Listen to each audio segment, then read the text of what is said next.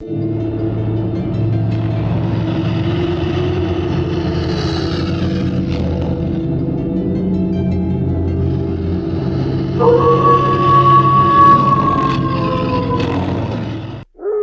sombrios!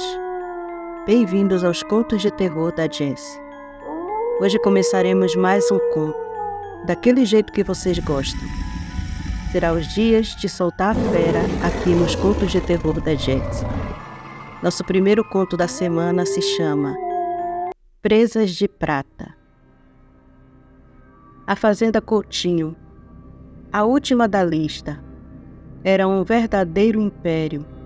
Espalhada por hectares de terra fértil, a fazenda de suínos era conhecida em toda a região por sua produção eficiente e ao mesmo tempo opulenta. No centro da propriedade, uma imponente fábrica de carne se erguia, onde todo o processo de industrialização acontecia. Dali saíam produtos de alta qualidade que abasteciam mercados locais e internacionais. José Coutinho Filho, herdeiro da propriedade, possuía um faro aguçado para negócios, transformando a fazenda em uma máquina de fazer dinheiro. Sua astúcia e determinação levaram a fazenda a prosperar ainda mais do que no tempo de seu pai. Com muitos funcionários e uma legião de peões sob seu comando, Coutinho controlava cada detalhe com mãos firmes e um olhar afiado. Aos fins de semana, a fazenda abria as portas de seu açougue para os menos favorecidos, vendendo a carne de porco que não atendia aos rigorosos padrões de exportação. Esse gesto, que poderia ser visto como generosidade, era apenas uma fachada para encobrir a escuridão que pairava sobre aquelas terras. Por trás do sucesso e da aparente benevolência havia um segredo sombrio. O preço da prosperidade de José Coutinho Filho não era apenas trabalho árduo, mas sangue inocente. As raízes de sua fortuna estavam profundamente enterradas nas tragédias do passado, onde vidas foram arrancadas sem piedade. Eram ciganos, homens, mulheres e crianças que jamais haviam feito mal a ninguém. Sua única culpa era terem nascido sob o céu e serem donos do maior hectare de terras de Pires do Rio. Terras cobiçadas por muitos. Em uma noite fria e sem lua, esses ciganos foram caçados, traídos e dizimados. As memórias daquele massacre ainda assombravam os mais antigos da região, que sussurravam sobre gritos ouvidos ao longe, em meio ao crepitar das fogueiras. José Coutinho Filho, assim como seu pai, carregava o peso desse pecado nas costas. Embora ele nunca demonstrasse remorso, ele sabia que o sangue derramado manchava cada tijolo de sua fábrica, cada pedaço de carne vendido em sua fazenda. E mesmo assim, ele seguia em frente, mais determinado que nunca, pois para ele o poder e o dinheiro valiam qualquer preço. Os ventos que sopravam sobre a fazenda Coutinho ainda traziam consigo os lamentos dos que foram silenciados, e embora o sol brilhasse intensamente sobre os campos verdejantes, a sombra daquele passado tenebroso nunca se dissipou completamente. Pires do Rio, 30 anos atrás. Constantin Calderi e sua esposa Dominique chegaram a Pires do Rio, em Goiás, com esperança no coração e uma visão do futuro. O irmão de Constantin, que havia feito fortuna no Brasil, deixou-lhe como herança vastas terras e uma oportunidade que ele jamais sonhara ter. Sem filhos para herdar suas posses, o irmão confiou tudo a Constantin, que se apressou em deixar para trás a vida errante que tanto o cansara. Não foi só a família que ele levou consigo. Além de Dominique e dos 2 filhos, Christian e Diana, Constantin trouxe todo o seu povo, primos, tios e outras famílias que o seguiam fielmente. Chegar àquelas terras representava um novo começo. O território era vasto, fértil e promissor.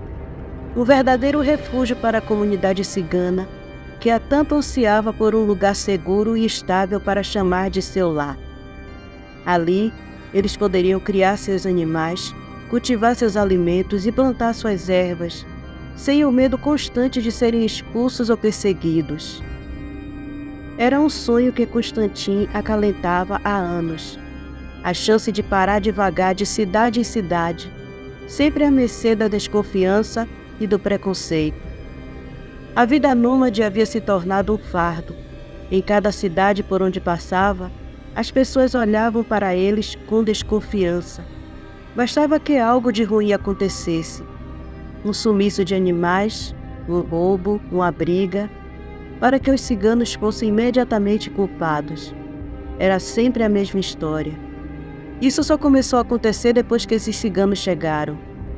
O preconceito era tão arraigado que, ao verem um cigano passando pela rua para vender seus artesanatos ou oferecer seus serviços de vidência, os pais puxavam as crianças para dentro de casa, como se estivessem diante de um perigo iminente.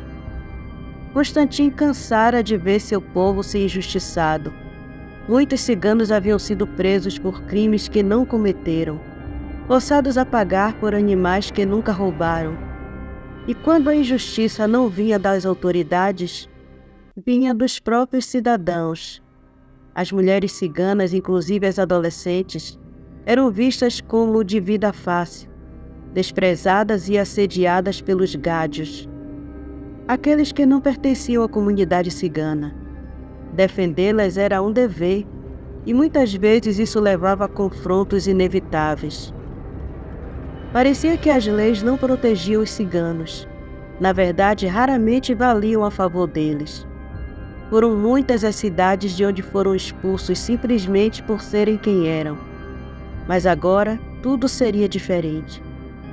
Aquelas terras eram deles por direito, e ninguém poderia tirá-las. Constantin acreditava que finalmente sua comunidade encontraria a paz que tanto buscava. Ali eles poderiam viver dignamente, criando suas raízes sem o temor de que o preconceito ou a hostilidade os arrancassem novamente de seus lares. Os campos se estendiam diante deles como uma promessa de futuro, e Constantin, olhando para seus filhos e para seu povo, sentiu no peito a esperança de que aqueles seriam tempos de prosperidade e segurança. Mas em terras marcadas por cobiça e ambição, às vezes o sonho de paz pode se tornar o prelúdio de uma tragédia. Otávio Costa, o advogado que aguardava Constantin na casa grande de fazenda, também era um cigano. Sua ligação com Constantin ia além do profissional. Havia algo de profundo e quase familiar naquela relação, pois Otávio já conhecia a história de sua família muito antes de Constantin chegar. Foi ele quem auxiliou seu irmão com todos os trâmites legais para que as terras fossem passadas a Constantin sem complicações. Agora, com os documentos em mãos, ele estava prestes a entregar o futuro da fazenda às mãos do novo herdeiro. Assim que Constantin e sua família chegaram, Otávio os recebeu na ampla sala da casa, onde as janelas altas permitiam que a luz do sol inundasse o ambiente. Ele explicou calmamente o processo legal que garantia a transferência da propriedade e, com uma expressão solene, leu o testamento do falecido irmão de Constantin. Não se tratava apenas de terras. A herança incluía uma vasta plantação de café, rebanhos de gado e vários animais de criação. Era uma fortuna em bens materiais que deixou Constantin atônito. Como Crispim conseguiu dinheiro para comprar tudo isso? Constantin perguntou, ainda incrédulo enquanto olhava ao redor, tentando assimilar a imensidão de sua nova propriedade. É muita terra, além dos animais e da plantação de café. Isso tudo deve ter custado uma fortuna. Otávio, ajustando os óculos que estavam levemente escorregando pelo nariz, respondeu com um tom de voz sereno e explicativo. Seu irmão chegou aqui em Pires do Rio há 30 anos, em 1944. Ele e sua esposa Yasmin, que estava grávida de 7 meses, vieram em busca de uma vida melhor. Naquele tempo, meu pai, que também era cigano, vivia sozinho numa casa modesta, na parte pobre da cidade. Ele e Crispim se tornaram amigos rapidamente, e meu pai os convidou para morar com ele. Eles dividiam as despesas e faziam todo tipo de trabalho em troca de comida ou dinheiro, sobrevivendo do pouco que conseguiam. Otávio fez uma pausa, lembrando-se da história que tantas vezes ouvira de seu próprio pai. Havia uma senhora naquela época, Dona Olívia Lemos, uma viúva que possuía uma fazenda de milho. Ela se compadeceu da situação deles e os convidou para trabalhar em sua propriedade. Deu-lhes uma casa decente e um pagamento justo. E Yasmin, esposa de seu irmão, trabalhava ajudando Dona Olívia na casa, enquanto Crispim se encarregava dos serviços mais pesados na fazenda. Aos poucos conquistaram a confiança de Dona Olívia, e meu pai, além da confiança, conquistou o coração dela. Eles se casaram e Crispim, como grande amigo de meu pai, passou a ter privilégios na fazenda. Ele e sua esposa, agora com a filha recém-nascida, mudaram-se para uma casa maior dentro da propriedade. Otávio continuou, sua voz ficando mais grave à medida que se aproximava da parte trágica da história. Mas o destino foi cruel. Um surto isolado de febre amarela silvestre assolou a região e ceifou a vida de sua cunhada, Yasmin, e da filha deles, além de tirar a vida de Dona Olívia. A tragédia abalou profundamente todos que os conheciam. Naquela época, alguns ciganos que viviam nas redondezas foram culpados pela epidemia, como sempre, devido ao preconceito. No entanto, meu pai, agora proprietário da fazenda, abrigou quantos pôde, e nessa circunstância conheceu minha mãe, também cigana.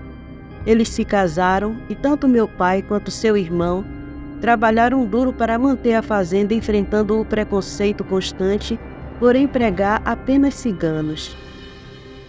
Otávio fez uma breve pausa antes de prosseguir, sua voz agora atingida de um tom mais misterioso. Meu pai me contou uma história sobre seu irmão, que passou a morar na casa grande com eles após a morte de sua esposa e filha. Era a época da quaresma, e Crispim começou a ter um sonho recorrente. Por 7 noites consecutivas, exatamente à meia-noite, ele sonhava com um velho escravo que entrava na casa, ia até seu quarto e o despertava. Em seguida, o escravo o conduzia até os limites da fazenda, onde apontava para um dormente velho e desgastado, que precisava ser substituído. O escravo então dizia: "Cave aí, e tudo o que encontrar será seu." Após tantas noites com o mesmo sonho, seu irmão, já cismado, contou a história ao meu pai. E sabe o que ele disse? Otávio sorriu ao lembrar-se das palavras de seu pai. "Homem de Deus, esse é um espírito desencarnado que te escolheu para revelar sua riqueza. Deve haver uma botija enterrada debaixo desse dormente. Hoje, à meia-noite, nós dois vamos até lá, e você cavará até encontrar o que está escondido. Eu só vou te acompanhar, porque o dono do sonho é quem deve cavar e pegar a botija." Otávio continuou, o suspense evidente em sua voz. Assim eles fizeram. Quando o relógio marcou 11h30, saíram de casa e caminharam até a cerca. Crispim indicou o dormente e ali começaram a cavar. Cavaram e cavaram até que, bem abaixo do dormente, encontraram uma grande botija recheada de moedas e a maioria delas de ouro. Foi esse tesouro que permitiu ao seu irmão comprar essas terras, disse Otávio, encerrando a narrativa. Ele as adquiriu de um fazendeiro que estava prestes a perdê-las para o governo. Seu irmão cuidou dessas terras com esmero, até o fim de sua vida. Ele também financiou meus estudos para que eu me tornasse advogado, com o objetivo de lutar pelas causas do nosso povo. E aqui estou eu, Constantino, garantindo que seu direito a essas terras seja respeitado. Se precisar de qualquer coisa, estou à sua disposição. Otávio finalizou olhando Constantino nos olhos com seriedade. A história que ele acabara de contar carregava a carga de décadas de luta e perseverança. Constantino sentiu o peso daquela herança, não apenas material, mas também espiritual, e sabia que não poderia desapontar a memória de seu irmão e do povo que agora dependia dele. No entanto, ainda estava atônito, mesmo após o que parecia ser uma infinidade de horas, sentado na varanda da casa grande, observando o entardecer tingir o céu de laranja e rosa.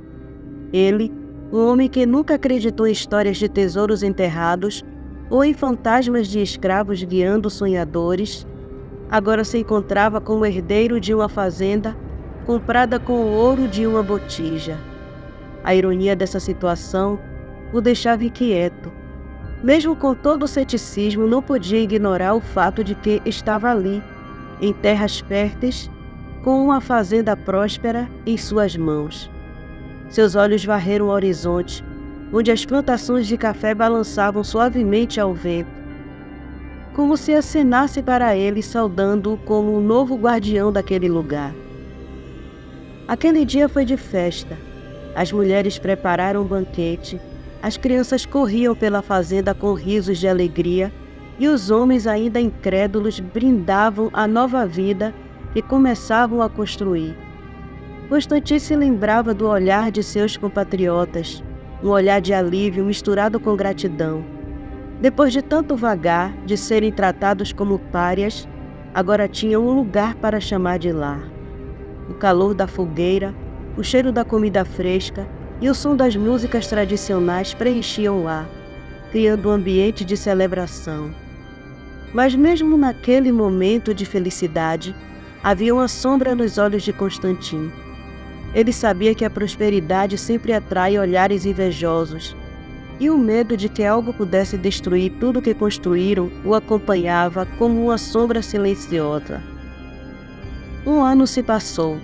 A vida na fazenda Calderi se desenrolava em um ritmo tranquilo, mas produtivo. A primeira colheita de café foi um sucesso. Constantino, junto com os homens da comunidade, se dedicou ao trabalho debaixo do sol inclemente. Cada grão de café colhido representava mais do que apenas sustento. Era o símbolo de uma luta por respeito e autonomia. Otávio, sempre ao lado deles, com sua postura calma e intelectual, já havia garantido um comprador, que, para a satisfação de todos, constatou que o café plantado ali era de excelente qualidade. Os elogios se espalharam e a fazenda Calderi logo se tornou conhecida em toda a região, como um lugar de café fino e de acolhimento para ciganos. Constantino finalmente começou a vislumbrar um futuro de paz e estabilidade para o seu povo, algo que parecia um sonho distante apenas alguns anos antes. No entanto, nem todos estavam felizes com a prosperidade da fazenda. Havia olhares de inveja e descontentamento, especialmente entre os fazendeiros mais ricos do município: Coutinho, Fagundes, Aragão, Rodrigues e Lemos. Eram homens acostumados a controlar a região, e para eles, a ascensão da comunidade cigana era uma afronta pessoal. Suas riquezas e poder nunca haviam sido questionados, e a ideia de que aqueles que consideravam inferiores agora prosperavam ao lado de suas terras era insuportável. Cada um dos 5 fazendeiros tinha suas próprias motivações. Coutinho, orgulhoso e arrogante, era o mais perigoso de todos. Sentia que sua honra estava sendo desafiada. Ele via a prosperidade de Constantino como um insulto direto, uma afronta que precisava ser corrigida. Seu desejo de destruir a fazenda não era apenas por ganância, mas por um senso de vingança. Ele não suportava a ideia de ver Constantino triunfando onde muitos outros haviam falhado. Para ele, ciganos eram como uma raça imunda, com seus costumes e suas crenças. Fagundes, por outro lado, era movido pela ganância pura. Ele via as terras da fazenda Calderi como uma oportunidade de expandir seus domínios e aumentar sua riqueza. O simples pensamento de dividir aquelas terras entre os 5 fazendeiros já o fazia salivar. Para ele, os ciganos não passavam de um obstáculo a ser removido, e ele faria o que fosse necessário para garantir o seu pedaço. Aragão, mais calculista e frio, via a situação de uma perspectiva prática. Ele sabia que a fazenda Calderi estava prosperando e com o tempo poderia se tornar uma potência econômica na região.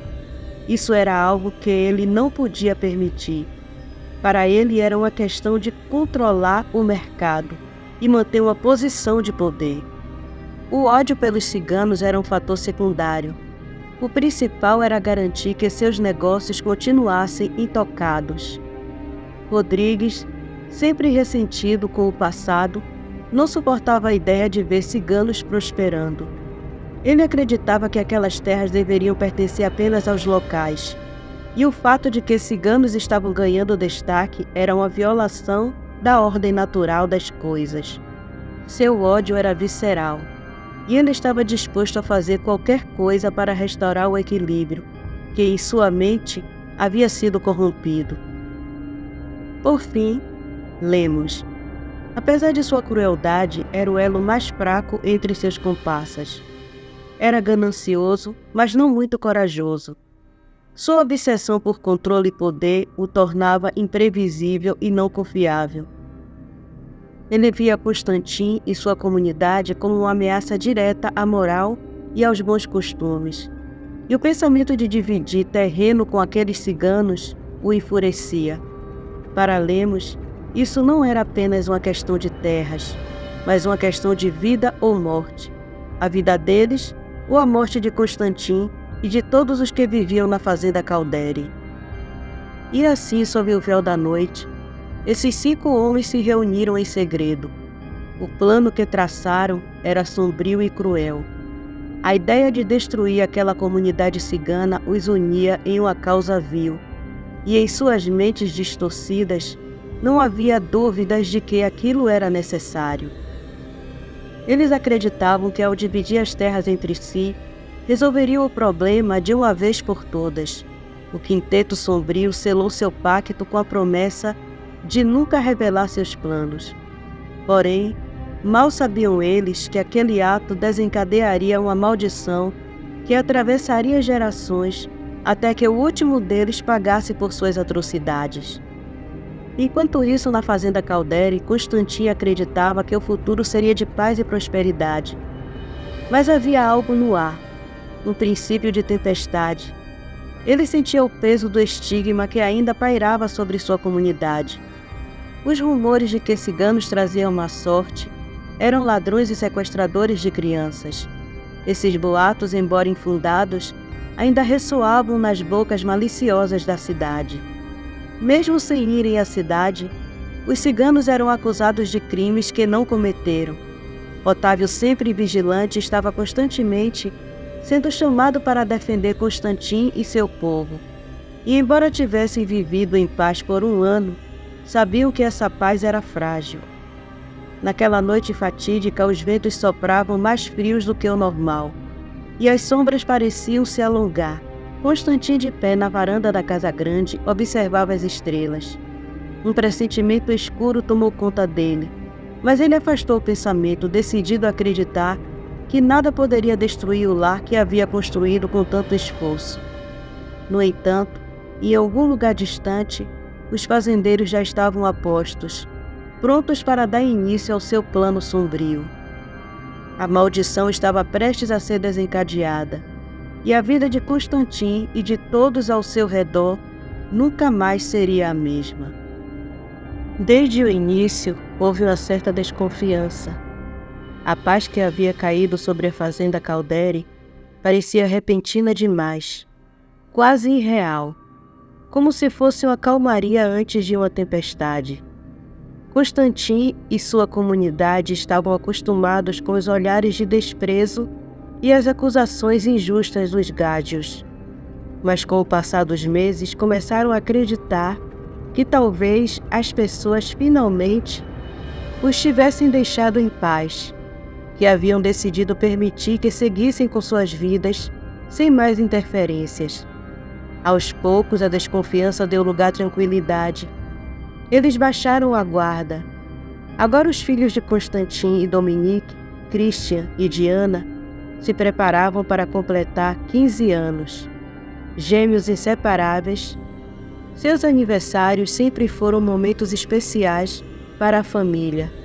Mas este seria diferente. Uma grande festa estava planejada para aquela noite, e a excitação pairava no ar. Uma longa mesa fora posta do lado de fora da casa grande, decorada com fartura de comida e bebida. As mulheres prepararam os pratos tradicionais, enquanto os homens cuidavam dos últimos detalhes da celebração. O aroma de especiarias e carne assada misturava-se ao frescor da brisa da tarde. Dominique, esposa de Constantin e guardiã das tradições ciganas, havia realizado os rituais de proteção e boa sorte que aprendera com sua mãe. As ervas sagradas, o sal grosso e as velas foram dispostas meticulosamente em lugares específicos da propriedade. Mesmo assim, Dominique não conseguia afastar o peso que se instalara em seu coração. Havia um mau pressentimento que a acompanhava desde o amanhecer, uma sensação de que algo terrível estava para acontecer.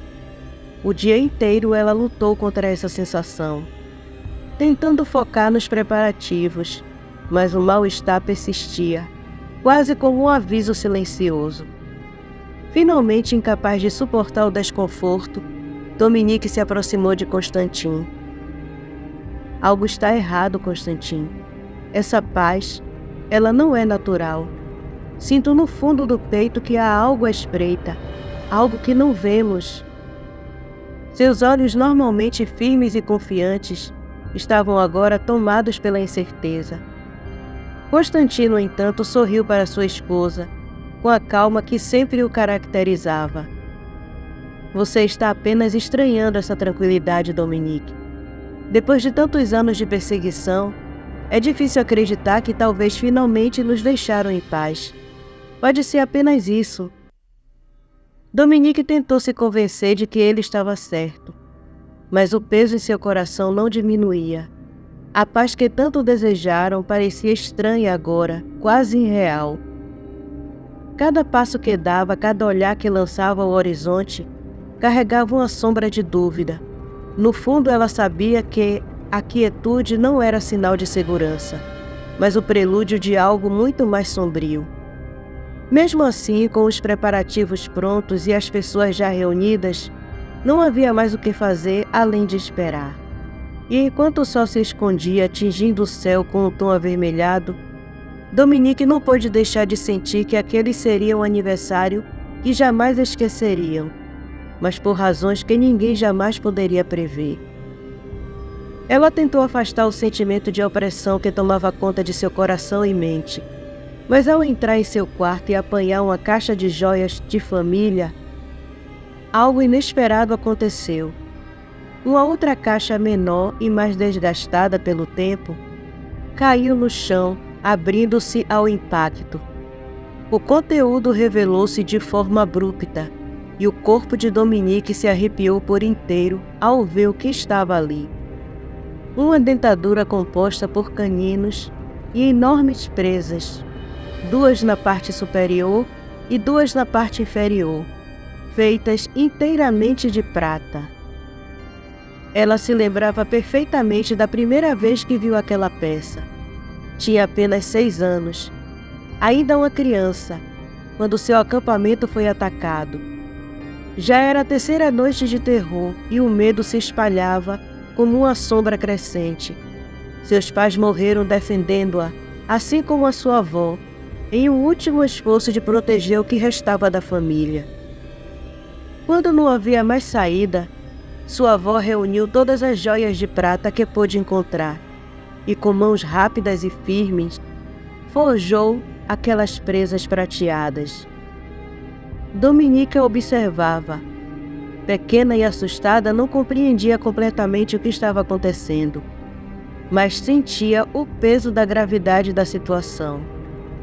Quando a dentadura estava pronta, Sua avó, com a voz baixa e rouca, invocou um espírito ancestral e o aprisionou nas presas. Colocou a peça sobre a mesa de madeira, o rosto sério e irresoluto. Vamos, querida, vamos nos esconder. Amanhã tudo isso estará acabado, e todos os que nos fizeram mal, que mataram seus pais, estarão mortos e condenados ao inferno. Dominique, confusa e aterrorizada, não sabia o que a dentadura faria, mas sentia o poder que emanava dela. Na manhã seguinte, o acampamento estava em silêncio mortal. A peça de prata, que antes brilhava, com um brilho frio e metálico, estava agora coberta de sangue seco, e havia pedaços de carne ainda presos em seus caninos afiados. Os corpos dos agressores estavam espalhados pelo acampamento, mutilados de forma brutal. Os únicos sobreviventes eram os ciganos que restaram. Sua avó, com uma expressão pesada de tristeza e alívio, pegou a dentadura ensanguentada, lavou-a cuidadosamente e depois a enrolou em um lenço de tecido, guardando-a na caixa que agora estava aos pés de Dominique. Anos se passaram desde aquele dia, e Dominique jamais havia esquecido a cena. Sua avó morreu algum tempo depois, quando Dominique já estava casada, mas ainda não tinha filhos. Antes de sua morte, a idosa lhe entregou aquela mesma caixa, agora desgastada e com olhos cansados, porém cheios de sabedoria, lhe deu uma advertência. Quando suas forças lhe forem tiradas e a injustiça e a ganância tomarem conta da situação, deixe que a presa de prata faça justiça. Mas lembre-se, após a vingança ser consumada, aquele que a usar deve devolvê-la ao amanhecer, antes que o galo cante 3 vezes. Caso contrário, a criatura será quem a usou para toda a eternidade. Dominique olhou para as presas agora em suas mãos, sentindo o peso daquela herança macabra. Seu coração acelerou, e o mau pressentimento que a acompanhara durante todo o dia voltou com força total. Era como se o destino estivesse lhe dando um aviso claro. Algo sombrio estava para acontecer, algo que exigia o tipo de justiça que apenas a presa de prata poderia trazer. A festa, os sorrisos, a tranquilidade que todos acreditavam ter finalmente alcançado. Tudo aquilo parecia um sonho distante. E naquele instante, Dominique soube que a paz que haviam vivido era apenas a máscara de um terror que estava prestes a ser desencadeado. Ela sentiu que, em breve, a decisão de usar ou não a presa de prata seria mais difícil do que jamais imaginara.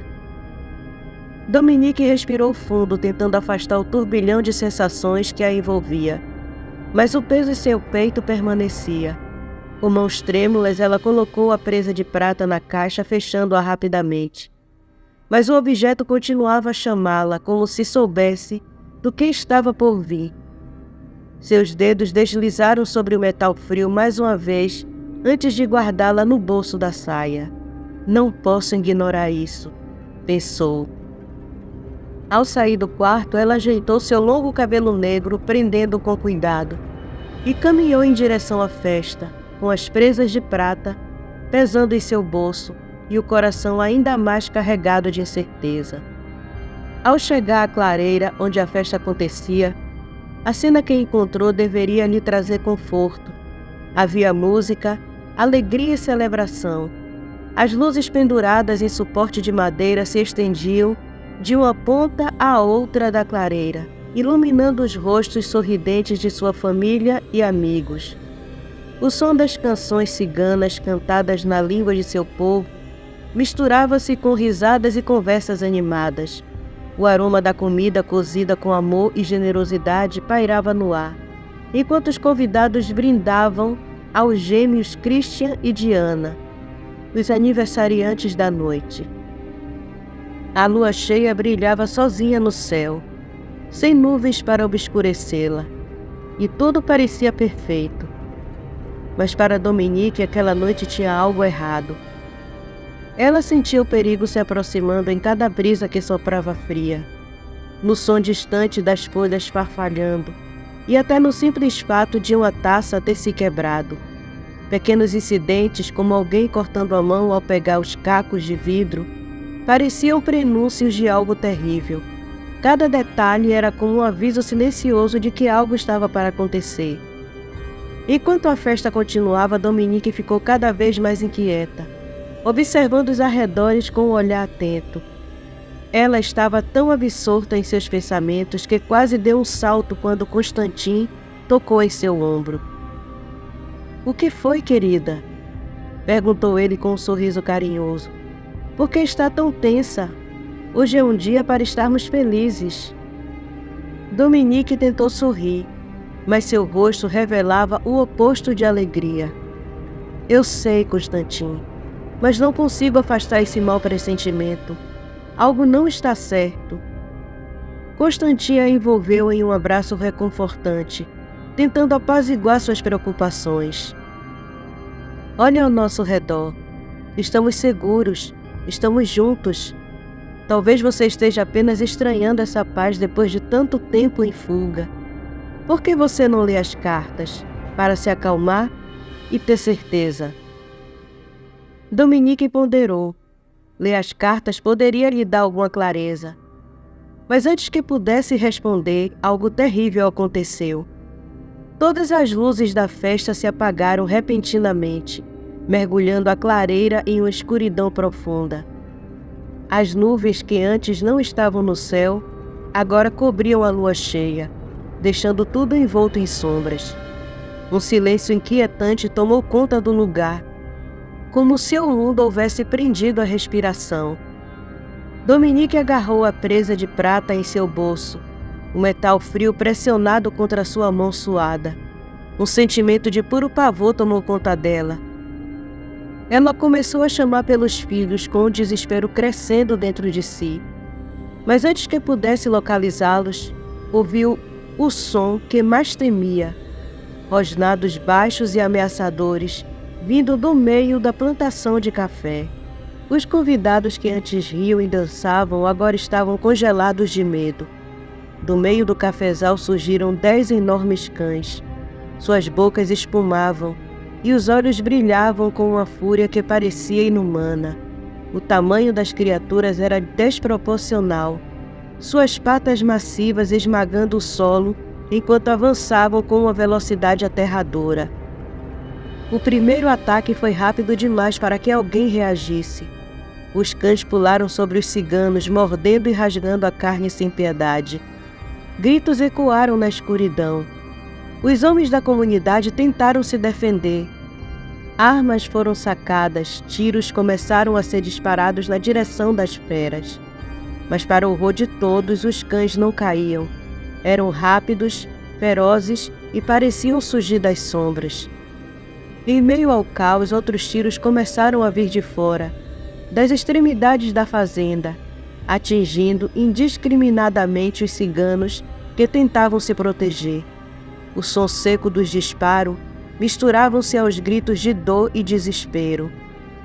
Dominique, atordoada e aterrorizada, olhou em volta tentando entender o que estava acontecendo. "Estamos cercados", ela percebeu.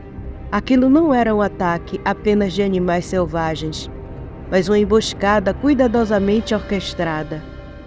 Ela sabia do fundo do seu ser que os 5 fazendeiros tinham algo a ver com aquilo. Aqueles cães não eram normais. Eram demônios disfarçados de fera, e a comunidade cigana, agora cercada, estava à mercê de uma força muito maior do que qualquer um poderia prever. Sem pensar, Dominique correu para tentar encontrar seus filhos. "Christian! Diana!" gritou ela, com o coração em pedaços. Mas o caos ao seu redor era ensurdecedor. Em meio a isso, Constantin corria desesperado pela clareira, empurrando pessoas, tropeçando em corpos e ouvindo os gritos dos ciganos enquanto procurava por seus filhos. O cheiro de pólvora e sangue impregnava o ar, e a escuridão só era cortada pelos flashes dos tiros e pelas chamas que começavam a tomar algumas das barracas. O pavor crescia em seu peito conforme ele se deparava com cenas cada vez mais macabras. Amigos e familiares caídos, corpos mutilados pelos cães infernais, enquanto os homens atiravam sem piedade. Ele esbarrou em um cigano caído, perdendo o equilíbrio e caindo de joelhos no chão. Ao tentar se levantar, sentiu algo macio e quente sob suas mãos. Constantin se virou, e o que viu congelou seu sangue. Ali, estirada no chão, estava sua filha Diana. O vestido branco que ela usava para a festa estava agora ensopado de sangue. Seu rosto pálido e imóvel. Um grito primal, carregado de dor e desespero, escapou de seus lábios. Diana! Não, minha menina, Diana! O grito dele rasgou o silêncio sinistro da noite, ecoando por toda a clareira. Dominique, que estava lutando para avançar pelo campo de batalha improvisado, reconheceu imediatamente a voz do marido. Seu coração se despedaçou ao ouvir o nome da filha nos lábios de Constantin. Ela tentou correr na direção dele, mas as pernas mal obedeciam. Era como se o mundo estivesse desmoronando ao seu redor. O som dos tiros, dos rosnados se misturavam aos gritos e tudo ao redor parecia distorcido. Seu corpo movia-se no automático, guiado apenas pela urgência de chegar até sua família. No entanto, antes que pudesse alcançar Constantin, algo a deteve. Entre a fumaça e o caos, ela avistou seu filho, Christian, completamente perdido e apavorado, os olhos arregalados de terror. Ele estava escondido, tremendo, sem saber para onde ir. Dominique correu até ele, agachando-se e segurando suas mãos com força, tentando transmitir-lhe segurança, mesmo que ela mesma estivesse à beira do colapso. Fique comigo, meu amor. Não solte minha mão, sussurrou ela com uma voz trêmula. Ela olhou ao redor tentando entender o que estava acontecendo, enquanto mantinha o filho protegido ao seu lado. Foi então que, em meio à escuridão e à confusão, Dominique percebeu algo que a deixou ainda mais assustada. Não eram apenas os cães que atacavam. No meio da carnificina, homens armados avançavam pela fazenda, atirando sem hesitar. Mas o que mais a chocou foi perceber que para cada homem haviam 2 lobisomens ao seu lado, como se estivessem sendo controlados. Essas criaturas bestas enormes e sedentas por sangue avançavam com selvageria, mas seguiam as ordens dos fazendeiros como se fossem meras marionetes. Dominique reconheceu alguns desses homens. Eles eram seus vizinhos, fazendeiros das terras ao redor. Eram os mesmos homens que sempre os desprezaram, que olhavam para os ciganos como intrusos, e agora, aliados a essas feras, estavam executando uma verdadeira chacina. Um deles, Aragão, que Dominique já havia visto várias vezes na cidade, estava com um rifle em mãos, gritando ordens para um dos lobisomens que obedecia sem questionar. Para cada cigano que caía sobre as garras das feras, os fazendeiros garantiam o golpe final com suas armas, sem deixar ninguém vivo. Era um massacre planejado, brutal e calculado. Como é possível? Dominique pensava freneticamente. Ela conhecia as histórias dos lobisomens, sabiam que essas criaturas eram selvagens e indomáveis, mas ali, diante de seus olhos, os fazendeiros os manipulavam, como se fossem seus escravos. A confusão a dominava. Como eles conseguiam controlar essas criaturas? A resposta estava além do seu entendimento. Mas isso pouco importava naquele momento. O horror do que via a atingia em cheio. Homens e bestas unidos em uma caçada contra seu povo. Constantin, ainda ajoelhado ao lado do corpo sem vida de Diana, mal conseguia compreender o que estava acontecendo ao seu redor. A dor da perda da filha o consumia, e a única coisa que ele podia fazer era segurar o seu corpo inerte, balançando-o levemente como se pudesse trazê-la de volta à vida. Dominique sabia que precisava agir, sabia que não havia mais tempo para hesitação. O sangue pulsava em suas veias e o desespero deu lugar a uma determinação fria. Ela apertou a mão de Christian e puxou-o para perto de si, protegendo-o ao máximo que podia. Seus olhos foram até as presas que carregava no bolso. A presa de prata. As palavras de sua avó ecoaram em sua mente. Quando as forças lhe forem tiradas e a injustiça e ganância dominarem a situação, deixe que a presa de prata faça justiça. Ela sabia que era a única chance de vingança, a última esperança de proteção, mas o preço seria alto. Se ela ousasse a presa, teria que devolvê-la ao amanhecer, ou o espírito aprisionado nela a consumiria para sempre. Sabia do risco, mas não podia se dar o luxo de esperar. Seus vizinhos haviam declarado guerra contra eles, e os lobisomens eram apenas o início do verdadeiro pesadelo. Dominique olhou para Constantin, que ainda chorava sobre o corpo da filha, e então para o seu filho apavorado ao seu lado. Ela não podia permitir que ele tivesse o mesmo destino. Não enquanto ainda tivesse forças para lutar. No movimento rápido, Dominique segurou a presa de prata no bolso. A presa que havia trazido morte e vingança uma vez antes. O cenário ao seu redor era de puro horror, um massacre planejado com precisão cruel. Ela apertou com força a mão do filho Christian. Seu único foco agora era mantê-lo a salvo. Sem pensar duas vezes, ela correu na direção da plantação de café, onde havia um galpão velho e abandonado.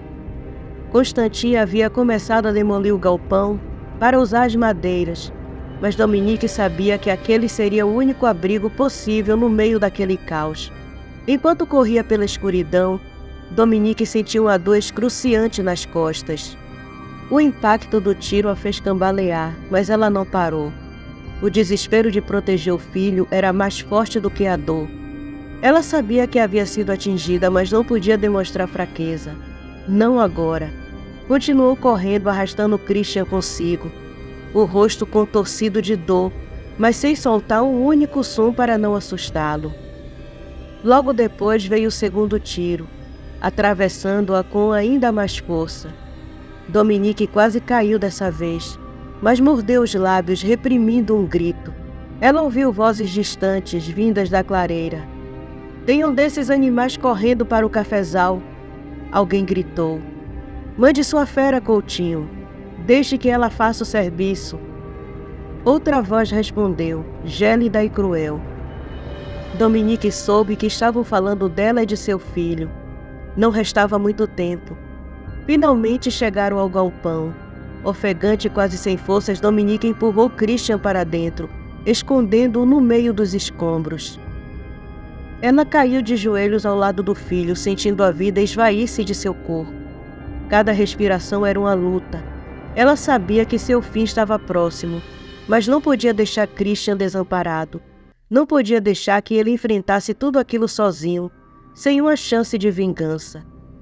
Ela tirou a presa de prata do bolso com mãos trêmulas, a relíquia que carregava o destino de seu povo, seu último e mais poderoso legado. Com a voz fraca e os olhos cheios de dor, Dominique olhou profundamente nos olhos do filho e passou-lhe a responsabilidade que poderia condená-lo ou salvá-lo. "Preste atenção, Christian", disse ela ofegante. "Hoje é o último dia de lua cheia. Quando a próxima lua surgir, procure um lugar na mata onde a luz da lua possa te encontrar. Tire suas roupas e coloque as presas em sua boca. Clame por justiça. Vingue nosso povo. Vingue nossa família. Casse os 5 que nos atacaram esta noite." Ela respirou fundo, a dor tornando difícil continuar, mas ela precisava que ele entendesse. Era a última esperança. "Se lembre dessas palavras, filho. É muito importante." Dominique sussurrou, a voz agora quase um sopro. "Quando as forças lhe forem tiradas e a injustiça e a ganância dominarem a situação, deixe que a presa de prata faça justiça. Mas aquele que ousar deve devolvê-la ao amanhecer, antes que o galo cante 3 vezes, ou será a criatura para toda a eternidade." Christian chorava. As lágrimas desciam pelo rosto, misturando-se com a sujeira e o medo. Ele segurava a presa nas mãos, o metal frio pesando sobre ele como o destino inevitável. Ele via a mãe desfalecer diante dele, a vida escapando dela com cada segundo que passava. Mas antes que pudesse dizer ou fazer qualquer coisa, um rosnado feroz rasgou o silêncio da noite. Dominique olhou por cima do ombro e viu uma fera enorme, um lobisomem monstruoso avançando, seus olhos amarelos brilhando na escuridão. Antes que ela pudesse reagir, a criatura a agarrou com força e a arrastou para dentro do cafezal, sumindo na escuridão. Os gritos de dor de Dominique ecoaram na noite, um som agonizante que Christian jamais esqueceria. Ele tentou se levantar, correr em direção à mãe, mas uma parte do galpão, já em ruínas, desabou sobre ele. Christian caiu ao chão, a cabeça girando, a dor irradiando por todo o corpo. Ele mal conseguia se mover e o peso dos escombros o imobilizou. Antes de perder a consciência, ele viu com olhos semicerrados os 5 fazendeiros: Coutinho, Aragão, Fagundes, Rodrigues e Lemos, caminhando de volta pelo cafezal. Eles riam entre si satisfeitos e logo começaram a atear fogo no campo de café, transformando tudo em um mar de chamas. O cheiro de queimado, o som dos gritos de sua mãe e a imagem dos fazendeiros indo embora foi a última coisa que Christian viu antes de apagar, enterrado sob os destroços do galpão, com as presas de prata firmemente agarradas em suas mãos. O dia já amanhecia quando Christian sentiu seu corpo sendo arrastado, mas desta vez não era mais pelo cafezal em chamas, mas sim pela mata fechada. O cheiro de terra e folhas molhadas invadiram suas narinas, substituindo o odor de queimado que ainda parecia estar preso em sua mente. Ele ainda segurava a presa de prata com força, como se sua vida dependesse dela, e talvez realmente dependesse. Quem o arrastava era um homem idoso, de pele morena e cabelos brancos, com feições indígenas, marcadas pelo tempo.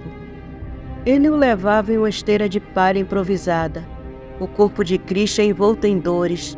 Seus olhos mal conseguiam ficar abertos, e antes que pudesse dizer qualquer coisa, ele apagou novamente, mergulhando na escuridão do cansaço e da dor. Por 3 longos dias, Christian flutuou entre a consciência e o sono.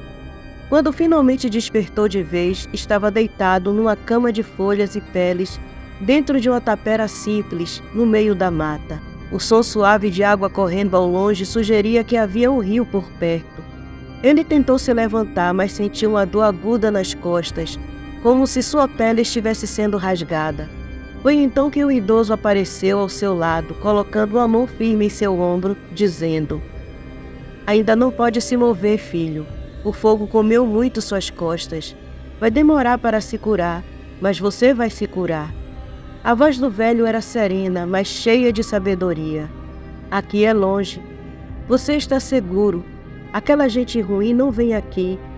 As palavras do idoso foram como um bálsamo momentâneo para Christian, mas logo a realidade voltou a assombrá-lo. As lembranças da noite terrível começaram a inundar sua mente, trazendo consigo o peso do luto e da dor. Lágrimas silenciosas escorreram por seu rosto, incapazes de serem contidas. O idoso observava sem dizer nada, compreendendo o sofrimento do jovem, e lhe ofereceu um chá amargo numa cuia de barro. "Precisa beber, filho, para se curar. Apenas você sobrou de toda a sua gente. Precisa se curar, precisa sobreviver, ou o sacrifício de sua mãe terá sido em vão." O peso dessas palavras foi demais para Christian. Ele pegou a cuia com as mãos trêmulas e bebeu o chá, sentindo o gosto amargo deslizar por sua garganta, queimando como fogo. As lembranças de sua mãe, de seus amigos e de todo o seu povo eram dolorosas demais para suportar. Ele lutava contra o desejo de desistir, mas sabia que o velho dizia era verdade. Ele tinha que sobreviver, tinha que vingar sua família. Depois do chá, o idoso lhe deu um mingau ralo, forçando-o a comer para recuperar as forças. Christian obedeceu em silêncio, deixando que o velho cuidasse dele. O idoso tratava suas costas com uma lama espessa e fria, que aliviava aos poucos a dor enquanto ele cantava baixinho em uma língua antiga e desconhecida. Era uma canção que parecia vir das profundezas da terra, das raízes do mundo, carregada de tristeza e mistério. Às vezes o cansaço vencia e Christian adormecia, mas seus sonhos eram sempre os mesmos pesadelos. Ele revivia a noite em que tudo aconteceu, a festa, os risos, a música, e então o horror, os gritos, o cheiro de sangue, a fumaça, o rosto dos fazendeiros rindo enquanto matavam seu povo. Sempre ele via sua mãe sendo arrastada pela fera, sumindo na escuridão do cafezal, e sempre ele acordava suando e ofegante, com os olhos ardendo de tanto chorar. Durante 2 meses, o velho índio da tribo, Ini Carajá, cuidou de Christian, com uma dedicação que parecia transcender o mero dever. Ele era um pajé respeitado e recluso. Usando a argila de uma área sombria e de difícil acesso, o pajé misturava com a água cristalina do rio próximo para fazer um emplastro, que aplicava nas costas do jovem. A cada aplicação, o emplastro, misturado com as ervas conhecidas apenas pelos anciões, cobria as feridas e acelerava o processo de cicatrização. Christian foi proibido de se mover durante esse tempo. Cada tentativa de movimento era acompanhada pelas palavras pacientes do velho. Seu couro tá novo, Cari. Tem que esperar mais um pouco. Às vezes Christian compreendia o que era dito, outras vezes não.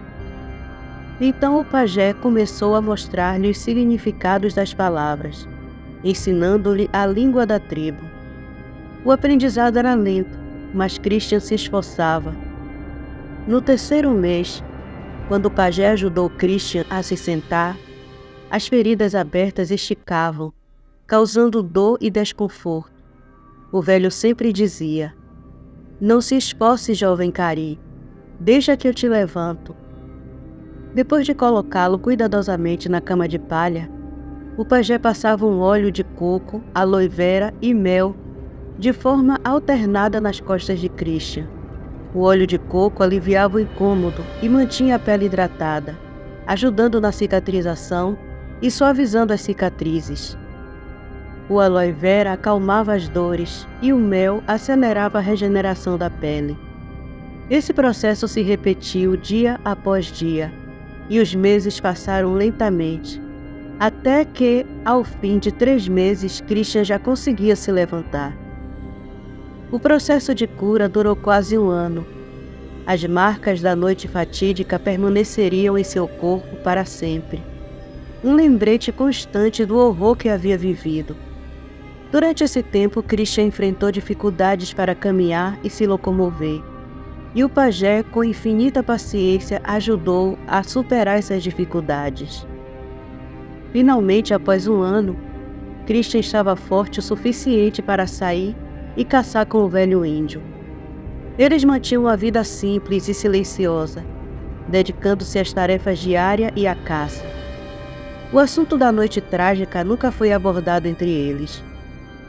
O pajé sabia que Christian era atormentado por pesadelos, compreendia a crueldade dos brancos e entendia o peso da vingança que carregava com ele.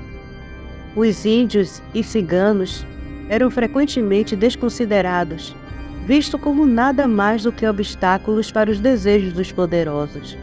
O velho pajé respeitava o silêncio de Christian e o deixava em paz, permitindo que ele vivesse seus dias com simplicidade. No entanto, ele sabia que a paz não duraria para sempre. As presas de prata que Christian havia carregado quando foi encontrado continham uma magia ancestral e poderosa, um espírito de vingança pura e primitiva. O pajé sentiu isso no momento em que tocou as presas, e desde então evitou tocá-las novamente. Com receio do poder que ali residia, ele as guardou cuidadosamente enroladas em um pano dentro de um pequeno cesto, Essas presas esperariam pacientemente até que chegasse a hora em que Christian, agora completamente curado, cumprisse seu destino. O velho sabia que o momento certo viria, e a vingança em sua forma mais pura seria finalmente concretizada. Os fazendeiros responsáveis pelo massacre dos ciganos continuaram suas vidas sem qualquer consequência dos seus atos cruéis.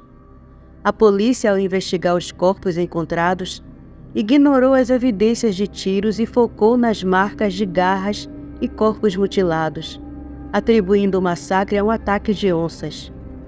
Uma explicação que soava plausível para muitos devido à natureza selvagem da região.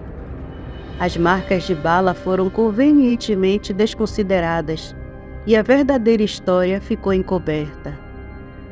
Como ninguém reclamou das terras tomadas durante o massacre, elas foram rapidamente vendidas aos 5 fazendeiros envolvidos.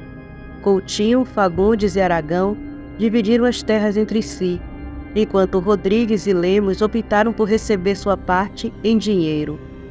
Apesar de terem concordado com a divisão, Rodrigues e Lemos acharam injusto que Coutinho, Fagundes e Aragão recebessem as terras férteis, pois teriam um lucro considerável com a produção agrícola.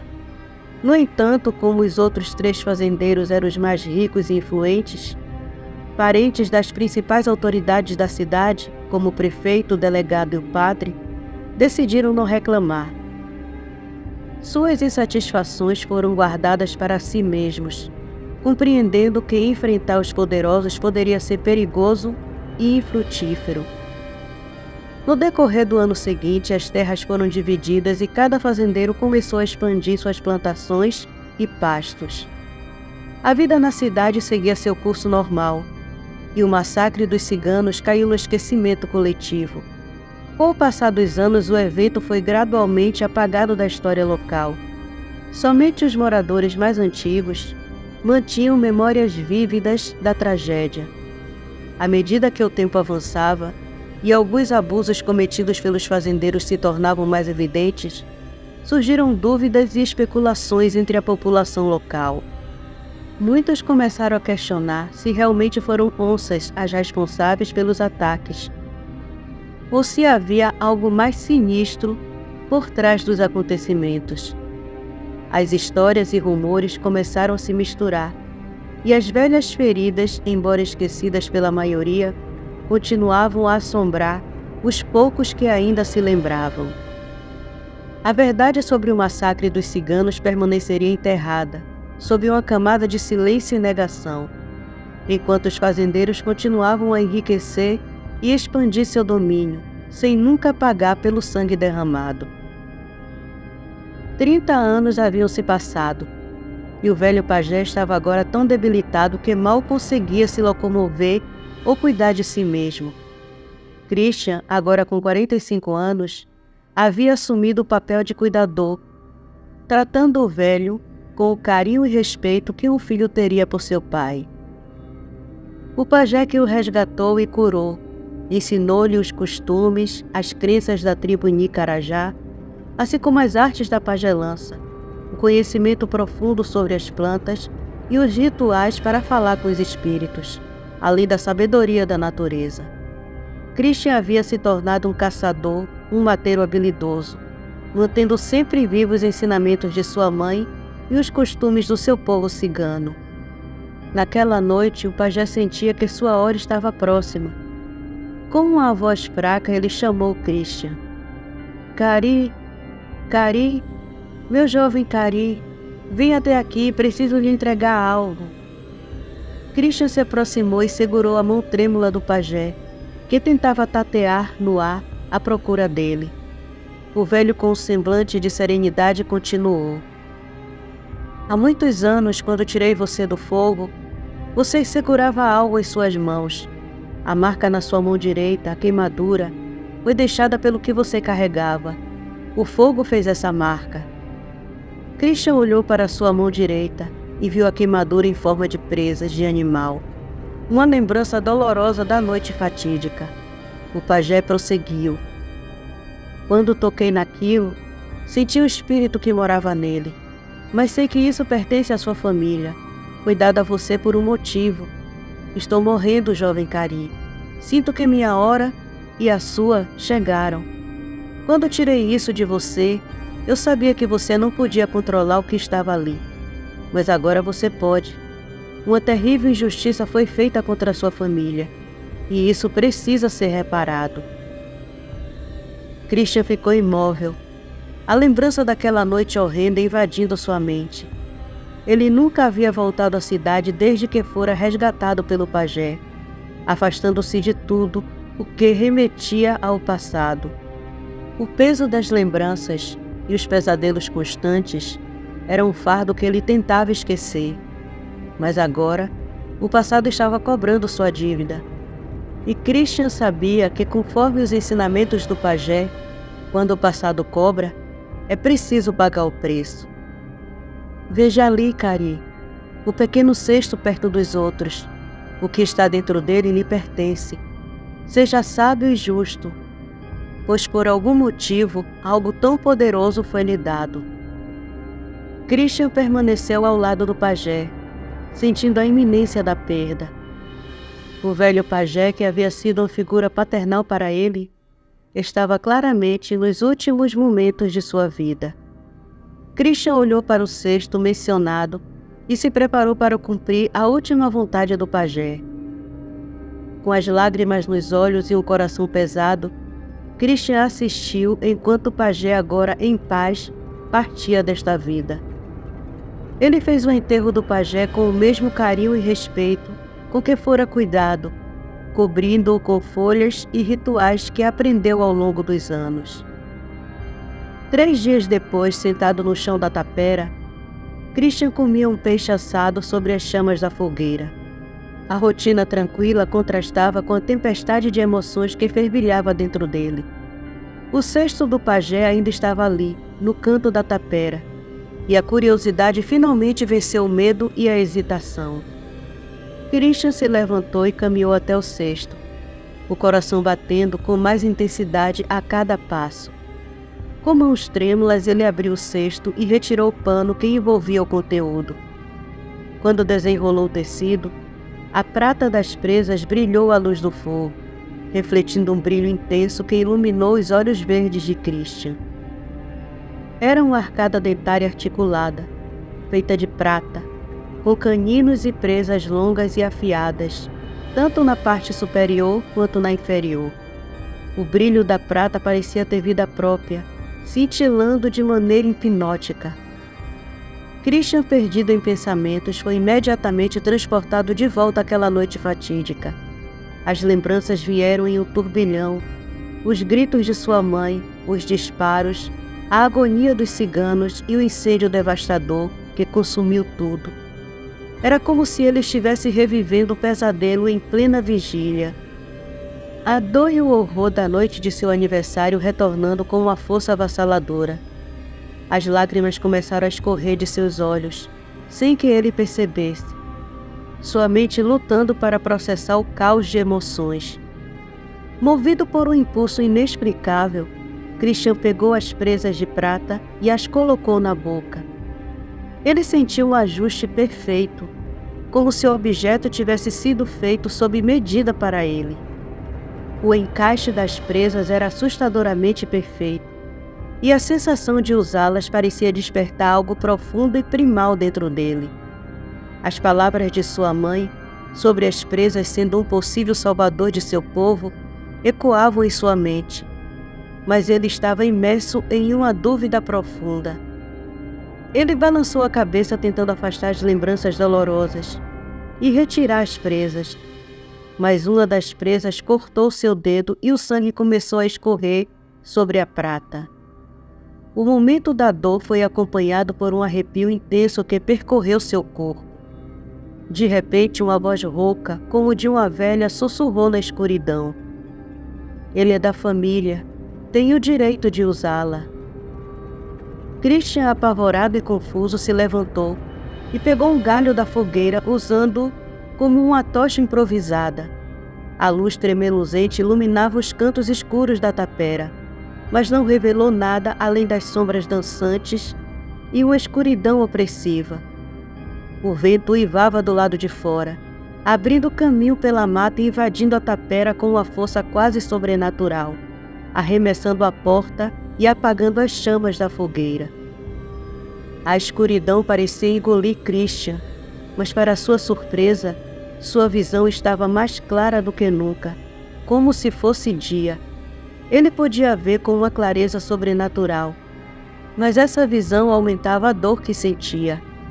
Uma dor intensa, que tomou conta do seu corpo e o fez cair no chão de barro batido da tapera. Ele se contorcia em agonia, seu corpo lutando contra uma força interna que parecia querer destruí-lo. O que está acontecendo comigo? Ele se perguntava. A dor e a visão intensa eram sinais de que algo profundo e primal estava despertando dentro dele. O poder das presas de prata estavam se manifestando de uma maneira que ele não compreendia completamente. Mas sabia que estava prestes a enfrentar uma transformação ou um destino inevitável. Christian respirava ofegante, o ar queimando em seus pulmões enquanto uma dor lacinante se espalhava por todo o seu corpo, como se seu próprio ser estivesse sendo rasgado de dentro para fora.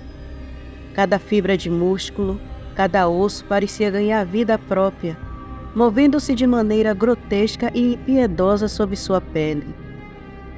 As costelas estalavam, mudando de posição como se quisessem escapar da prisão de carne que as envolvia. Sua cabeça latejava como se estivesse prestes a explodir. Uma pressão insuportável que pulsava em seus ouvidos, fazendo seus olhos lacrimejarem. As mandíbulas de Christian estalavam violentamente, seus dentes rangendo uns contra os outros, mudando de forma com um som grotesco de ossos sendo moldados à força. Ele sentia a mandíbula esticar, alongar-se, e seus dentes se tornarem afiadas presas, alongadas e vorazes. O calor em seu corpo era insuportável, como se estivesse sendo queimado vivo, cada centímetro de pele em brasas. Seus músculos se expandiam e as roupas coladas no corpo tornavam-se sufocantes, um confinamento opressivo que ele precisava quebrar. Com um grunhido gutural de pura agonia, Christian arrancou as roupas em trapos, seus dedos agora transformados em garras rasgando o tecido com facilidade. O alívio imediato de estar livre das vestes durou apenas um instante, pois assim que sua pele nua tocou o chão de terra batida, uma nova onda de tormentos o invadiu. Sua carne se rasgava como papel, dilacerando-se, abrindo caminho para algo muito mais primal e feroz. O que antes eram mãos humanas transformaram-se em patas poderosas, com garras afiadas que raspavam o chão, enquanto sua pele humana se dissolvia em pelos grossos e negros. Seu corpo crescia e os ossos estalando em um ritmo frenético, alongando-se e tornando-se maior e mais selvagem. A dor era excruciante, mas junto com ela vinha uma sensação incontrolável de poder. Seu peito arfava enquanto ele rosnava involuntariamente. Uma voz monstruosa começou a tomar forma. Apesar da metamorfose violenta e do desespero que o consumia, Christian ainda lutava para manter algum fragmento de sua humanidade. Sua mente perdida entre a agonia e a fúria tentava articular palavras, mas tudo que saía de sua boca eram rosnados selvagens. Mesmo assim, ele se forçou a gritar, a tentar alcançar qualquer vestígio de ajuda, mesmo que soubesse que estava completamente só na escuridão. "Socorro!" Ele rugiu, sua voz uma mistura aterradora de bestialidade e humanidade. "Alguém, me ajude!" A voz que emergia de sua garganta era grossa, profunda, como se uma fera primordial estivesse tentando falar através dele. O som reverberava pela tapera, ecoando nas árvores lá fora. Mas não havia ninguém para responder. Ninguém que pudesse entender ou salvá-lo do destino que agora o devorava. Ele sentiu as lágrimas descerem pelo rosto. misturando-se com o suor que escorria de sua testa. Mas os rosnados já dominavam sua fala, a dor o transformando, não apenas por fora, mas por dentro. Christian não era mais o homem que havia sido minutos antes. O animal dentro dele tomava forma completa, e ele estava à mercê dessa força antiga e incontrolável. A tensão no ar era palpável, densa como uma neblina maligna. A própria natureza parecia prender a respiração, esperando para ver o que emergiria das trevas. Apesar de toda a dor e transformação, Christian estava consciente. Ele sentia cada músculo se distorcer, cada osso se moldar, cada célula de seu corpo queimando em agonia, mas sua mente permanecia alerta. A percepção lenta e angustiante de que ele estava se tornando um animal, um lobo, e não qualquer lobo, mas algo muito maior e mais selvagem, o preencheu com uma mistura de horror e fascinação. Quando suas pernas se curvaram para trás, num ângulo grotesco, a dor foi tão intensa que ele não pôde conter o uivo que explodiu de sua garganta. Um som profundo e lamentoso ressoando pela escuridão da mata. O lamento ecoou entre as árvores, assustando os pássaros noturnos, que fugiram em um revoar caótico. Os gritos das corujas e dos morcegos cortaram o céu, mas logo toda a mata mergulhou num silêncio absoluto. Era como se a própria natureza estivesse assustada, em estado de alerta diante da criatura que agora se erguia no meio da noite. Christian, agora transformado, permanecia deitado no chão frio da tapera, ofegante. Sua respiração era pesada, como o rolar de um trovão distante. Ele tentava compreender o que havia se tornado. Cada sensação era nova. Seus sentidos ampliados, sua pele coberta por pelos espessos, a mandíbula alongada cheia de presas afiadas. Ainda assim, havia algo mais profundo que latejava dentro dele, uma fúria primitiva que clamava para ser libertada. Foi quando ele ouviu aquela voz misteriosa, rouca e autoritária, como se viesse da própria escuridão. Cada palavra penetrou sua mente com uma clareza brutal. Levante-se. Chegou a hora de vingar sua família. Chegou a hora dos responsáveis pagar pelo que fizeram. A voz parecia vir de todos os cantos, ao mesmo tempo distante e próxima, como se estivesse dentro de sua própria cabeça. Um arrepio correu por sua espinha, não de medo, mas de excitação. A ordem soava como um chamado irresistível, uma missão que ele sabia no fundo de sua alma que não poderia recusar. A tapera estava envolta em sombras, o fogo extinto há muito, mas Christian via tudo claramente. Sua visão era incrivelmente aguçada. Cada detalhe da escuridão era tão nítido quanto se estivesse à luz do dia. Ele olhou para suas mãos, agora patas poderosas com garras que brilhavam à luz fraca da lua que entrava pelas frestas da porta. Ele sentia a força absurda dentro de seu novo corpo, mas a estranheza de se mover naquela forma ainda o dominava. Com o esforço trôpego, ele se ergueu. Suas pernas, embora curvadas e bestiais, ainda permitiam que ele se equilibrasse como um humano. Ele deu um passo, depois outro, tentando se acostumar com a nova sensação de andar sobre duas patas. Porém, a tensão em seus músculos lhe dizia que seu verdadeiro poder estava em correr de 4. A ansiedade de ver no que havia se transformado consumia, uma urgência desesperada que o empurrava para fora da tapera. Christian cambaleou até a saída. Cada movimento estranho e pesado, como se seu corpo não pertencesse totalmente a ele. Quando finalmente passou pela porta, abaixou-se de 4 e começou a correr pela mata. O chão de terra batida raspava contra suas patas, mas ele tropeçava e caía, o corpo desajeitado tentando se adaptar. Sua respiração era frenética e ele sentia a adrenalina pulsando enquanto tentava controlar a força brutal que agora habitava seu ser. Ele tropeçou em uma raiz e caiu com força no chão. A dor momentânea o lembrando que, apesar da transformação, ainda estava vulnerável. Mas a cada nova tentativa, ele aprendia mais. Logo, o ritmo da corrida se tornou natural, e ele se movia como uma fera, rasgando o silêncio da noite com a sua velocidade crescente. O vento cortava seu rosto e ele sentia o poder pulsando em cada passo, em cada salto. No desespero de entender sua nova forma, ele correu até o rio, ansioso para ver seu reflexo. Foi então que, num movimento impetuoso, esbarrou em uma árvore.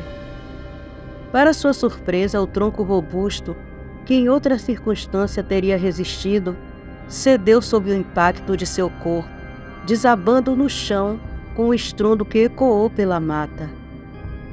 Christian parou ofegante, encarando o que acabara de fazer. Ele mal acreditava no poder que possuía agora. E então a voz voltou, fria e impiedosa.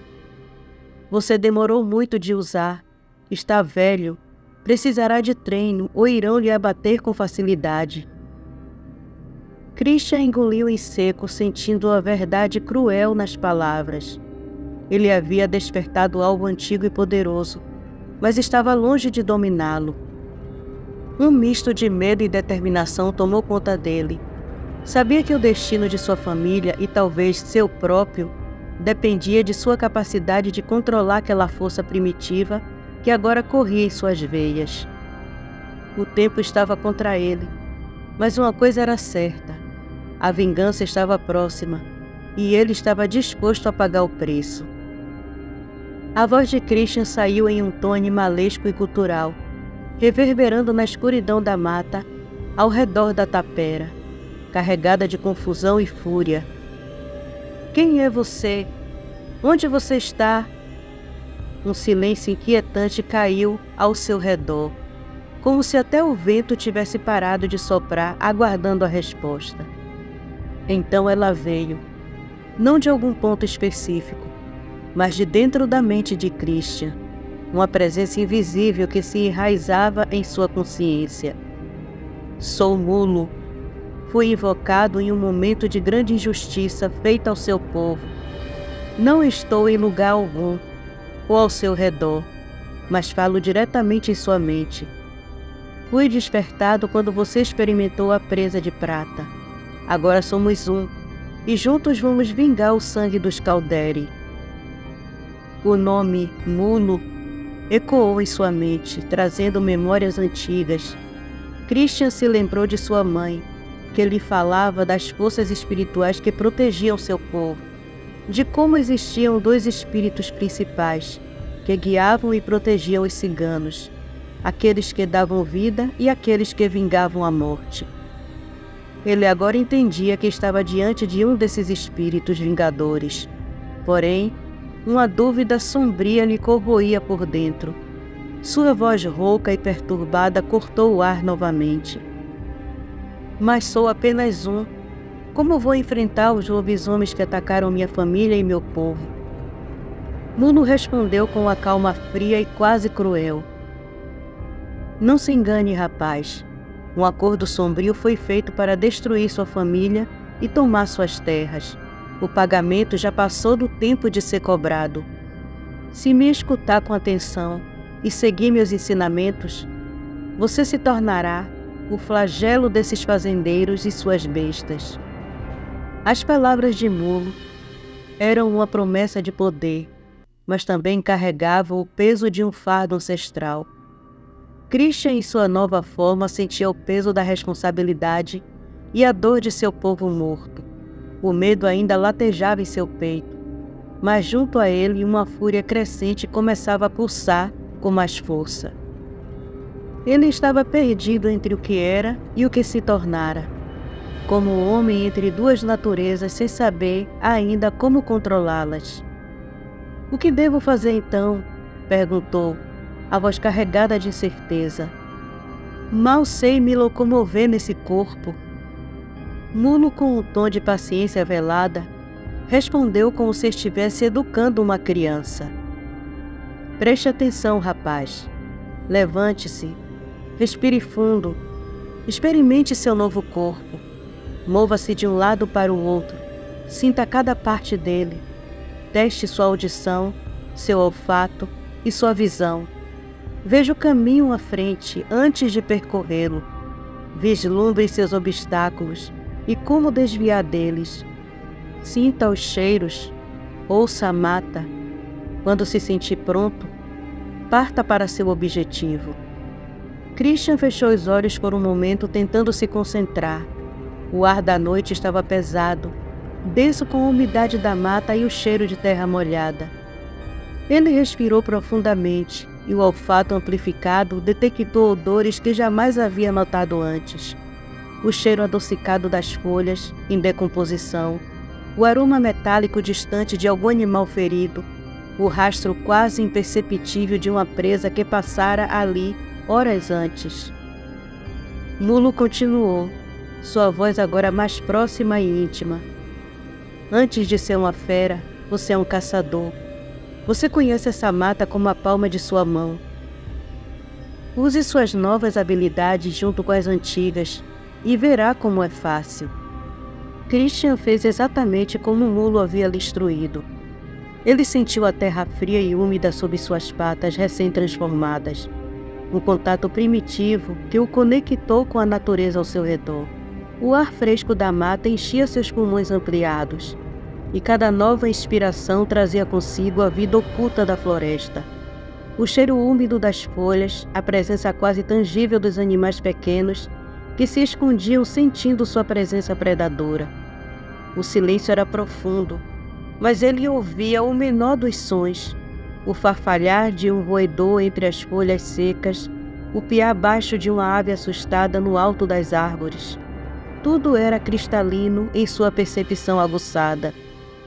Ele focou novamente sua atenção na direção do rio. Seus olhos agora possuíam uma clareza noturna que jamais havia experimentado antes. Ele podia enxergar cada detalhe do caminho até sua fonte.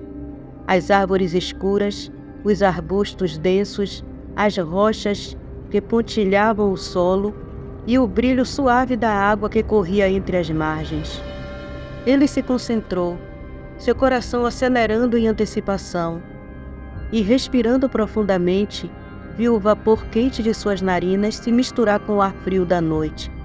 Christian tensionou seus músculos, sentindo a força brutal fluindo por suas pernas. Com um impulso poderoso, ele saltou adiante, atravessando a mata com uma agilidade surpreendente. Seu corpo se movia com a destreza de uma fera selvagem, e o som de suas patas batendo contra a terra era como o galope de um touro enfurecido, firme, forte, mas incrivelmente rápido. Cada obstáculo, antes uma ameaça, agora era um desafio que ele superava com facilidade. Ele desviava de troncos caídos, saltava sobre arbustos e passava por entre as árvores como se soubesse o caminho de cor. O som de sua corrida era como um trovão abafado, o ritmo constante e imponente de um predador em pleno domínio de seu novo corpo. Seus olhos focados captavam tudo ao redor. Cada movimento, cada detalhe da paisagem que se movia em um borrão veloz. Em poucos segundos ele chegou à beira do rio. A água tranquila refletia a lua cheia no céu, que brilhava com a majestade hipnótica, iluminando o cenário com uma luz pálida e quase mística.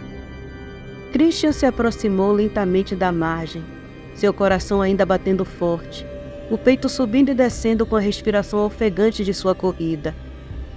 Ele olhou para o reflexo nas águas calmas e pela primeira vez viu no que havia se transformado. Christian fitou seu reflexo no rio e viu diante de si algo que ele nunca imaginou ser possível: um lobisomem. De pelagem negra e imponente, a imagem refletida nas águas parecia quase surreal, como se estivesse diante de uma criatura mitológica. Sua nova forma era majestosa e aterradora. A pelagem densa e lustrosa cobria seu corpo musculoso, com reflexos prateados que cintilavam sob o brilho intenso da lua cheia. Cada pelo parecia vibrar de vida própria, conferindo-lhe uma aparência poderosa, quase sobrenatural, como se a própria noite o tivesse forjado. Seus olhos, agora vermelhos e brilhantes, captavam cada detalhe ao redor com uma nitidez fora do comum. A intensidade de seu olhar era avassaladora. As pupilas dilatadas e selvagens exalavam a aura de mistério e perigo, fixas em algo muito além do que seus olhos humanos jamais enxergariam. Ele sentia sua percepção se expandir, captando os menores movimentos da mata. Cada som, cada cheiro, tudo fazia parte de um novo sentido que ele ainda estava aprendendo a controlar. Era uma sensação inebriante, mas também assustadora. A transformação o tornara algo muito além do humano. Ele era uma força da natureza. Seus ouvidos pontiagudos se erguiam, atentos ao menor ruído, captando o farfalhar distante de folhas e o movimento sutil de pequenos animais se escondendo do predador que agora dominava a noite. Um rosnado profundo escapou de sua garganta, e ele expôs suas presas afiadas, um reflexo de sua nova natureza predatória. O som era gutural e primitivo, ecoando pela noite como uma ameaça. Christian sentiu o peso da sua nova existência, um ser movido por instintos selvagens, por uma raiva que crescia a cada segundo dentro dele. Ele moveu seus músculos esculpidos, sentindo a força que pulsava em cada fibra de seu corpo. Cada passo, cada movimento era carregado de uma graça feroz, uma dança entre a brutalidade e a agilidade. Sua nova forma lhe conferia uma sensação de poder quase ilimitado, uma força que parecia capaz de destruir tudo ao seu redor, se ele quisesse. Ele se sentia como o próprio Rei das Sombras, pronto para dominar a terra que, de alguma forma, ele sabia que eram suas. Enquanto Christian contemplava o reflexo imponente de sua nova forma no rio, a voz de Mulo ecoou em sua mente, trazendo consigo um tom de satisfação sombria. Você percebe agora o quão poderoso você é? Olhe para si mesmo. Não é como aqueles pactuados que destruíram sua família. Eles não são nada comparados a você. Chegou a hora do pagamento. 30 anos de injustiça, de sangue derramado. E agora, você está pronto para reivindicar o que é seu. Essas palavras penetraram fundo em sua mente, despertando algo ainda mais profundo. Christian sentiu o peso da história de seu povo em suas costas, o sofrimento de décadas, a injustiça que havia sido feita. Ele se lembrou dos rostos de sua família, das vidas ceifadas por ganância e crueldade. Agora, diante do rio, ele não era mais apenas Christian. Ele era a encarnação de sua linhagem, o último dos Calderi. Transformado em uma arma viva pela vontade de Mulo e pela sede de vingança que queimava em seu peito. Seu coração batia rápido, pulsando com a adrenalina da nova realidade. Ele queria se mover, queria caçar, queria destruir tudo que o havia ferido, mas também sabia que essa nova força precisava ser controlada, domada. A raiva dentro dele era intensa, mas Mulo o guiava, sua presença silenciosa e impiedosa sussurrando as instruções em sua mente, lembrando-o que não era apenas força bruta que o tornava temível. Ele era um caçador, um estrategista, conhecia essas terras melhor do que ninguém. Christian respirou fundo, sentindo o ar fresco da noite invadir seus pulmões. Cada inspiração era uma mistura de sensações, a excitação da nova forma, o medo do desconhecido e a raiva que borbulhava em sua alma. Ele sentia a tensão no ar, uma expectativa crescente de que algo grande estava para acontecer. As árvores ao redor pareciam se curvar diante de sua presença, como se reconhecesse o novo Senhor das Sombras.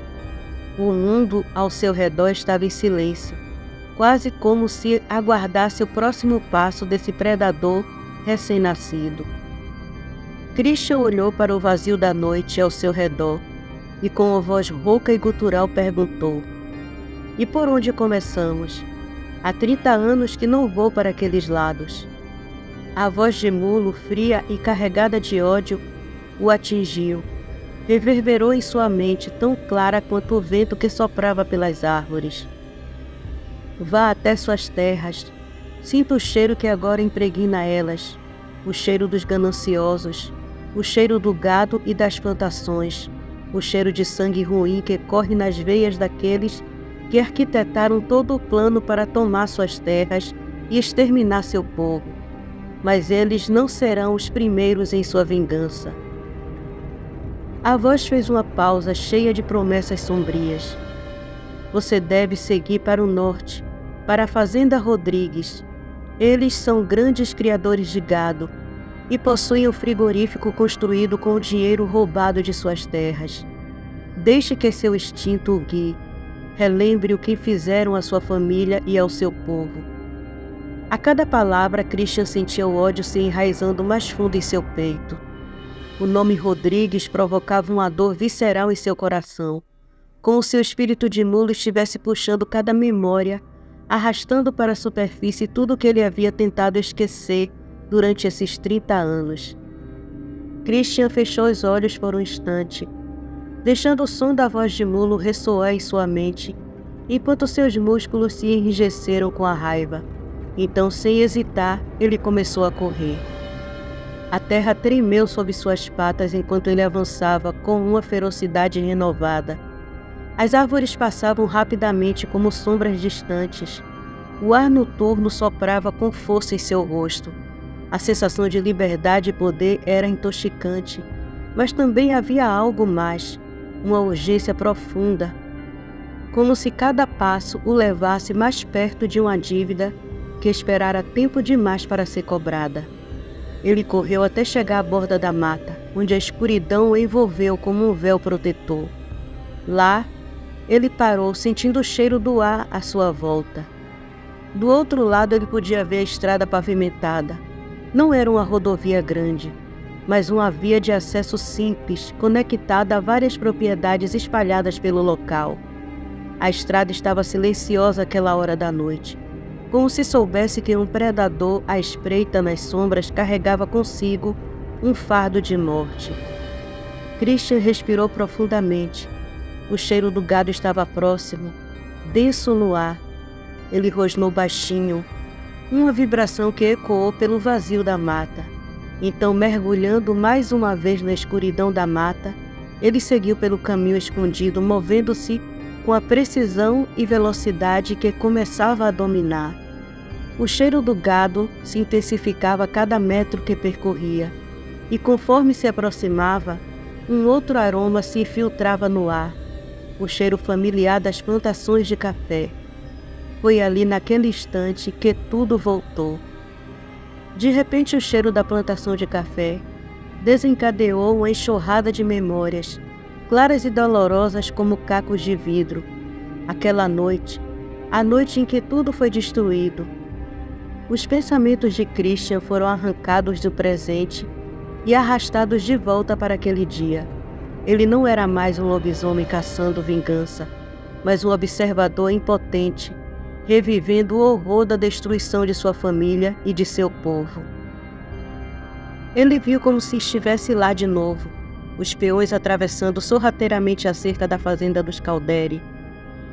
A escuridão consumiu o lugar. Depois ele viu o brilho dos olhos famintos no escuro e ouviu os ruídos grotescos de ossos se partindo, de corpos se torcendo e se transformando. Os peões se tornaram lobisomens diante de seus olhos, bestas cruéis e indomáveis, que sob o comando dos 5 fazendeiros avançaram com uma fúria desumana. Christian assistiu àquela cena como um fantasma, a lembrança tão vívida que podia sentir o cheiro da terra úmida misturado com o sangue que logo seria derramado. Ele viu o portão da fazenda ser arrebentado, a poeira levantando enquanto as criaturas invadiam o terreno sagrado de sua família, e logo atrás deles, as figuras escuras dos fazendeiros entravam.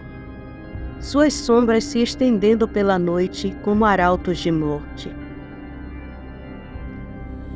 Olá, sombrios! Passando rapidinho para pedir a vocês que deixem seu like, compartilhem o vídeo e, se não é inscrito, se inscreva. Tudo isso ajuda o canal a crescer. Um gesto simples para vocês, porém muito importante para mim.